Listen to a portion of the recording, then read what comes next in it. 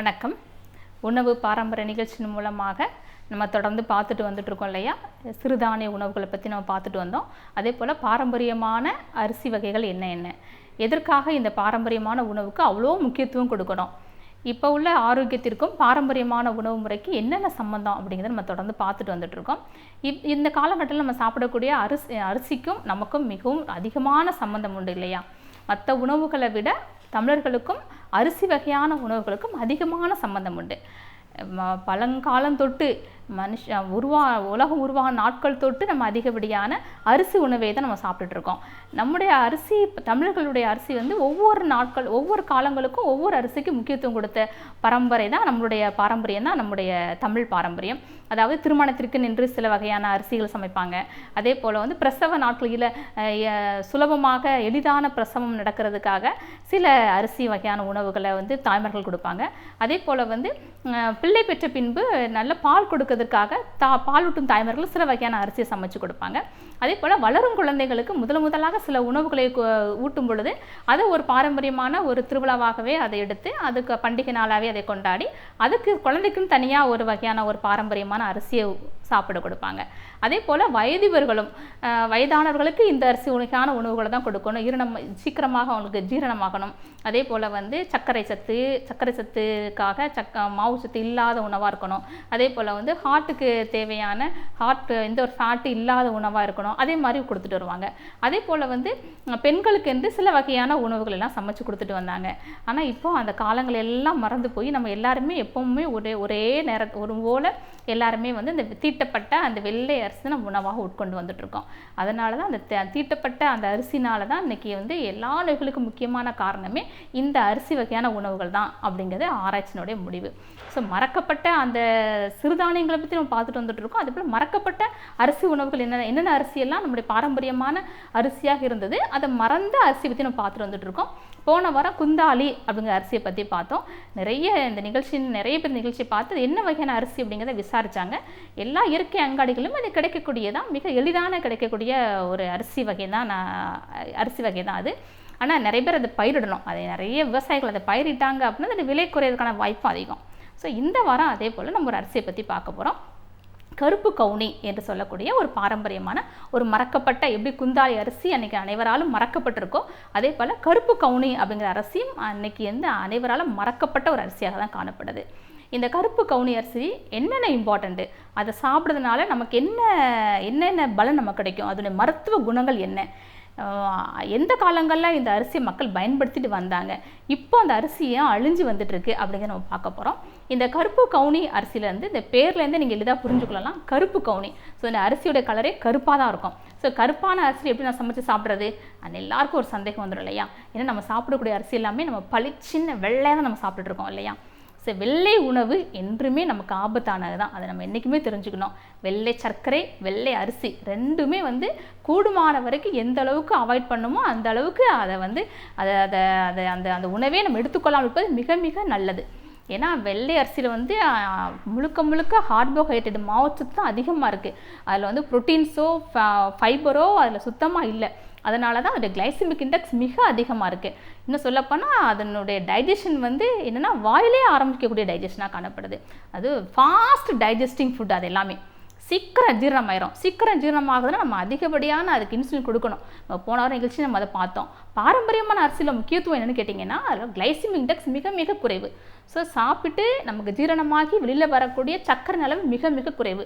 அதே போல் slow digesting acting அப்படின்னா அதில் அதிகப்படியான நார்ச்சத்து இருக்குது. ஸோ மிக எளிதாக தான் அது ஜீரணமாகும்.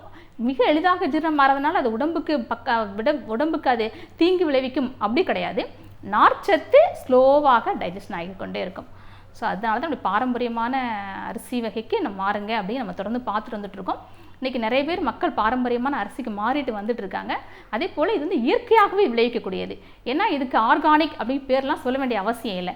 ஏன்னா இந்த அரிசிக்கு இந்த விதைக்கு, இந்த நெல்லுக்கு நம்ம அதிகப்படியான இல்லை, அந்த நெல்லுக்கு பொறுத்தளவுக்கு நம்ம எந்த ஒரு உரமே வைக்க வேண்டிய தேவையே இல்லை. விதைச்சிட்டு வந்தால் போதும், அறுக்கிறது தான் போவேன் அப்படின்னு விவசாயி சொன்ன மாதிரி விதைச்சிட்டு வந்தால் போதும். அதுக்கு நீங்கள் அதிகப்படியான தண்ணீரோ, அதிகப்படியான பாதுகாப்போ, அதிகப்படியான உரமோ எதுவுமே போட வேண்டாம். அது இயற்கையாகவே தன்னுடைய பலனை கொடுக்கக்கூடியது. ஸோ இந்த கருப்பு கவுனி அரிசி அது எப்படி இருக்குது, அதை எப்படி முறைப்படுத்தலாம் அப்படிங்கிறத பாருங்கள். கருப்பு கவுனி அரிசி நீங்கள் இதை பாருங்கள், இது எப்படி இருக்குன்னு. ரொம்ப பேர் காரணமே இதில் இருக்குது. கருப்பாக இருக்கனால இது கருப்பு கவுனி அப்படின்னே பேர் வந்திருக்கு. ஸோ பேர் காரணம் சால பொருத்தமாக இருக்குது. இப்போ இதில் உள்ள இந்த பிளாக்குக்கான காரணம் என்ன அப்படின்னு பார்த்தீங்கன்னா, ஒரு மிகச்சிறிய ஒரு ஆச்சரியமானது ஒன்று. ஆன்டாக்சிடென்ட் எல்லாருக்குமே தெரிஞ்ச ஒன்று. புற்றுநோயை குணமாக்கக்கூடிய ஒரு சக்தி உள்ளது அந்த ஆன்டாக்சிடென்ட்ங்கிற ஒரு உயிர் சத்து. இது எந்தெந்த காய்கறிகளில், எந்தெந்த பழங்களில், எந்தெந்த உணவுகள் அதிகமாக இருக்கோ அது புற்றுநோய்க்கு தடுப்பு மருந்தாக பயன்படுது.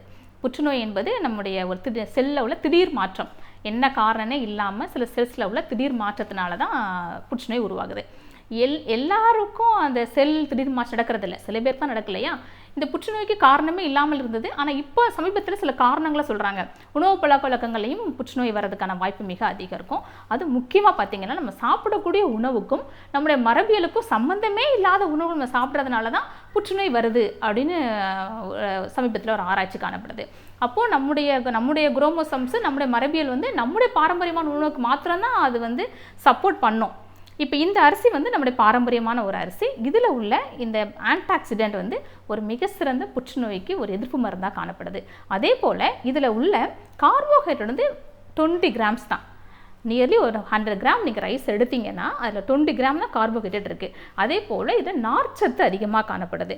இப்போ நம்ம சாப்பிடக்கூடிய உணவில், அதாவது வெள்ளை சாதம் நம்ம சாப்பிட்றோம் இல்லையா, எல்லா தமிழர்களுமே வெள்ளை சாதம் தான் மதிய நேரத்தில் நம்ம சாப்பிட்டுட்ருக்கோம். இது நம்முடைய நியர்லி ஒரு 200 இயர்ஸாக தான் நம்ம அந்த வெள்ளை அரிசியை நம்ம அதிகமாக தீட்டப்பட்ட அரிசி சாப்பிட்டுட்ருக்கோம். இதில் நமக்கு நார்ச்சத்தே கிடையாது, 0% அப்படின்னு சொல்லலாம். கார்போஹைட்ரேட் மாத்திரம்தான் அதிகமாக இருக்குது. அதனால தான் சாப்பிட்டோன்னே நமக்கு நல்ல தூக்கம் வரும். ரெண்டாவது, அதில் அதிகப்படியான கிளைசமிக் இண்டெக்ஸ் அதிகமாக இருக்குது. ஸோ சர்க்கரை நோயாளிகளுக்கு சர்க்கரை நோய் அளவு குறையவே குறையாது. அதே போல் ஒபிசிட்டிக்கும் ஒரு முக்கியமான காரணமாக காணப்படுது. ஆனால் இந்த அரிசியில் நமக்கு தேவையான எனர்ஜி அதிகமாக கொடுக்கக்கூடியதும், அதே போல் கார்போஹைட்ரேட் 20%, நார்ச்சத்து இதில் அதிகமாக காணப்படுது. அதே போல் பி வகையான விட்டமின்ஸ் அதிகமாக காணப்படுது. ஸோ ஒரு மிக சிறந்த நமக்கு நார்ச்சத்தை கொடுக்கக்கூடிய, அதே போல் விட்டமின்ஸ் நிறைந்த ஒரு சமச்சீரான உணவு தான் இந்த அரிசி. ஸோ உங்கள் ஃபேமிலிலேயோ உங்களுடைய நண்பர்களையோ யாராவது சர்க்கரை நோயில் பாதிக்கப்பட்டிருந்தாலும், அதே போல் அதிகமாக அந்த உடல் பருமன் நோயினால் பாதிக்கப்பட்டிருந்தாலும், அதே போல் புற்றுநோயினால் பாதிக்கப்பட்ட குழந்தைகளோ பெரியவர்களோ யாராக இருந்தாலும் இந்த கருப்பு கவுனி அரிசியை உங்களுடைய சமையலில் முக்கிய உணவாக கொண்டு வாங்க. ஒரு நேரமாவது இல்லை ஒரு டீஸ்பூன் சாப்பாடாவது நீங்கள் அதை சாப்பிட்றதுக்கு ட்ரை பண்ணுங்கள். எல்லா இயற்கை அங்காடியிலும் கிடைக்கக்கூடிய, மிக எளிதாக கிடைக்கக்கூடிய ஒரு அரிசி தான் இந்த கருப்பு கவுனி அரிசி.